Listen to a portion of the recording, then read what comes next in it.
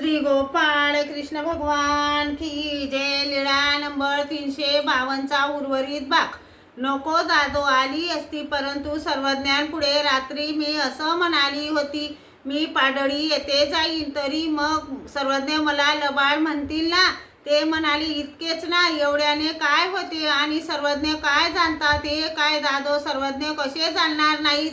सर्वज्ञ परमेश्वर, सर्वज्ञ मनातले जाणतात. याप्रमाणे दादोस तिला चल म्हणत होते, मा दायसा नाही म्हणत होत्या. सर्व भक्तजन पाहत होते, ऐकत होते. मा दायसा पोटफोडीच्या ठिकाणा पावेतो वाट लावायला गेल्या. सर्व भक्तजन सर्वज्ञांजवळ आले, दंडोते घातले, श्रीचरणा लागले. मग सांगितले,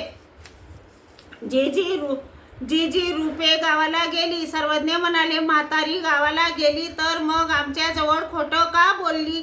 मग सर्वज्ञ फिरायला गेले. मा दायसा दादोसाला वाट लावून परत आल्या, तेव्हा लखू बायसा दारातच भेटल्या. हे काय रूपे, तुम्ही गावाला गेल्या असं ऐकलं होतं. मा दायसा म्हणाल्या, असे कोण म्हणतो.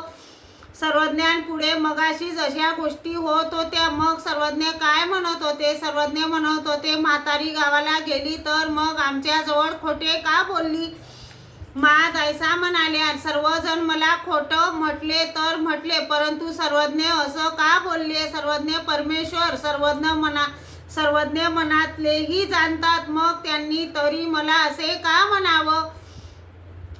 मग मठाकडे आल्या. मठ उघडला, घागर